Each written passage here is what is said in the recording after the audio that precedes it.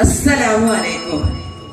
Hello friends, न्यारो प्यारो ലെസൻഷ്യ आज का दिन 1000ന്റെയും 500ന്റെയും നോട്ട് പിൻവലിക്കട്ടെ. ഇതൊക്കെ പറയാൻ ഞാനാരാ? ഇന്ത്യയുടെ പ്രധാനമന്ത്രിയോ? ഒന്നുമല്ല, ഞാനൊരു കൊച്ചു കുട്ടിയാണ്. ഞാൻ ഈ വർണ്ണമനോഹരമായ ഈ തനാഫുസിന്റെ വേദിയിൽ ഒരു കൊച്ചു കഥ അവതരിപ്പിക്കാനാണ് വന്നത്. നിങ്ങൾ എല്ലാവരും ശ്രദ്ധിച്ചു കേൾക്കണേ. ആട്ടെ, നിങ്ങൾക്ക് എല്ലാവർക്കും എന്റെ കഥയുടെ പേരെന്താണെന്ന് അറിയുമോ? അറിയില്ല? അറിയത്തേല്ല എങ്കിൽ ഞാൻ പറയത്തുമില്ല. നിങ്ങൾ എന്റെ കഥ കഴിഞ്ഞ് നിങ്ങൾ തന്നെ ഒരു പേര് കണ്ടുപിടിച്ചിട്ടാ മതിട്ടോ. എന്നാ ശരി, ഞാൻ എന്റെ കഥയിലേക്ക് കടക്കാം. സന്ധ്യാസമയം. പടിഞ്ഞാറൻ ചക്രവാളത്തിൽ നിന്ന് സൂര്യൻ മുഖം പൊത്തുന്നതേ ഉള്ളൂ. ശാന്തമായ ഈ സായാഹ്നത്തിൽ ആരുടെയോ കാൽപെരുമാറ്റം കേട്ടാൽ അഹ്ലു ബൈത്തിലെ ഉമ്മ ബീവി ഫാത്തിമ വാതിൽ പൈത്തിലൂടെ എത്തി നോക്കി. മുന്നാര വാപ്പയാണല്ലോ നടന്നു വരുന്നത്. വാപ്പ എന്താ ഈ നേരം ഇങ്ങോട്ട് വരുന്നത്? പ്രവാചകൻ മോളെ നീട്ടി വിളിച്ചു. ഫാത്തിമ, മോളെ ഫാത്തിമ. ഫാത്തിമ ബീവി കഥക് തുറന്ന് ഓടി വന്ന് പ്രവാചകനെ കെട്ടിപ്പിടിച്ചൊരു മുത്തം നൽകി. എന്നിട്ട് പ്രവാചകൻ ചോദിച്ചു, എന്തൊക്കെയുണ്ട് മോളെ വിശേഷം? അപ്പോൾ ഫാത്തിമ ബീവി റളിയല്ലാഹു അൻഹ പറഞ്ഞു കൊടുത്തു, ഓ വാപ്പ, ഞങ്ങൾ വല്ലതും കഴിച്ചിട്ട് 2 ദിവസമായി. ഇവിടെ കഴിക്കാനായിട്ട് ഒന്നുമില്ല. അപ്പോൾ പ്രവാചകൻ തന്റെ കമീസ് ഉയർത്തി വയറ്റിൽ കെട്ടിയ കല്ലുകൾ കത്തിച്ചു കൊടുത്തു. ഇത് കണ്ടു നിന്ന ഫാത്തിമ ബീവിയുടെ കണ്ണിൽ നിന്ന് ധാരയായി ഒഴുകാൻ തുടങ്ങി. ഇതല്ല, ഇതിനേക്കാൾ സങ്കടം എന്തെന്ന് വെച്ചാൽ തൊട്ടപ്പുറത്ത് ഹസൻ 2 റോസാ പുഷ്പങ്ങളെ പോലെ ഹസനും ഹുസൈനും ഉമ്മീ ഉമ്മീ എന്ന് തേങ്ങി കരയുന്നു. ഇത് കണ്ടു നിന്ന് നബി സല്ലല്ലാഹു അലൈഹി വസല്ലമ തങ്ങൾക്ക് താങ്ങാൻ കഴിഞ്ഞില്ല. നബി തങ്ങൾ വീട് വിട്ടിറങ്ങി നടന്നുകൊണ്ടേയിരുന്നു.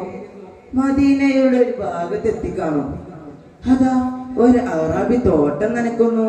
പ്രവാചകൻ ചോദിച്ചു, ഓ മനുഷ്യ, ഞാൻ ഈ തോട്ടം നനയ്ക്കാൻ സഹായിക്കാം. എനിക്ക് കൂലിയായി വല്ലതും തരുമോ? അങ്ങനെ ആ അറാബി പ്രവാചകന്റെ അടി മുതൽ മേലെ വരെ നോക്കിക്കൊണ്ട് പറഞ്ഞു, തരാം. ഒരു ബക്കറ്റ് വെള്ളം എടുത്താൽ 3 കാരക്ക തരാം. അങ്ങനെ പ്രവാചകൻ വെള്ളം കോരാൻ തുടങ്ങി. 1 അല്ല 2 അല്ല 3 അല്ല 8 തവണ വെള്ളം കോരി. 9ാം തവണ വെള്ളം കോരുന്നതിൽ അത് സംഭവിച്ചു. കയറ് പൊട്ടി കിണറ്റിലേക്ക് ബക്കറ്റ് വീണു. പട്ടോ, പ്രവാചകന്റെ ആ റോസാ പോലുള്ള ആ കവളത്തൊരു അടി വീണു. പ്രവാചകൻ ഒന്നും മിണ്ടാതെ തനിക്ക് കിട്ടിയ കാരക്കവുമായി വീട്ടിലേക്ക് നടന്നു. അതിനുശേഷം ഈ അറാബി ഒന്ന് ചിന്തിച്ചു, ഞാൻ അടിച്ചത് ഒരു പ്രവാചകനെ ആയിരിക്കുമോ?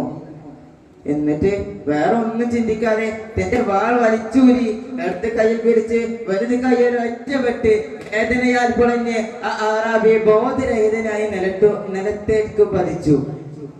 അങ്ങനെ ആ വഴിയിലൂടെ നടന്നു പോകുന്ന ഒരു യാത്രാ സംഘം ഈ അറാബിയെ കണ്ടതും തട്ടി ഉണർത്തിക്കൊണ്ട് ചോദിച്ചു, മനുഷ്യ, എന്തു പറ്റി? കൈ ആരാണ് വെട്ടിയത്?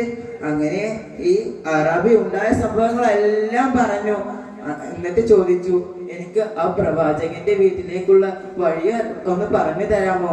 അങ്ങനെ ഈ യാത്രാ സംഘത്തെയും ഈ അറാബി കൂട്ടി പ്രവാചകന്റെ വീട്ടിലേക്ക് നടന്നു. അങ്ങനെ പ്രവാചകൻ തനിക്ക് കിട്ടിയ കാരക്ക ഹസനും ഹുസൈനും ഓഹരി വെച്ച് കൊടുക്കുകയായിരുന്നു. ഇവരെ കണ്ട നബി സല്ലല്ലാഹു അലൈഹി വസല്ലം തങ്ങൾ ചോദിച്ചു, എന്ത് പറ്റി? നിങ്ങൾ എന്തിനാണ് ഇങ്ങോട്ട് വന്നത്? അപ്പോൾ ഈ അറാബി പറഞ്ഞു, നിങ്ങൾ ഒരു പ്രവാചകനാണോ?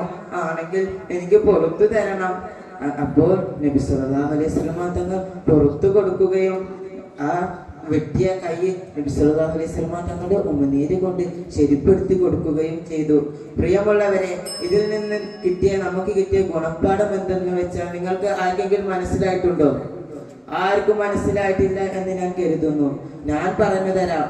പ്രവാചകൻ മുത്തുനബി മുഹമ്മദ് മുസ്തഫ സല്ലല്ലാഹു അലൈഹി വസല്ലമ തങ്ങൾ വളരെ കഷ്ടപ്പെട്ടാണ് ഈ ദീനിനെ മുന്നോട്ട് നയിച്ചത്.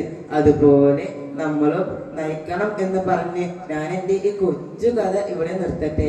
അസ്സലാമു അലൈക്കും.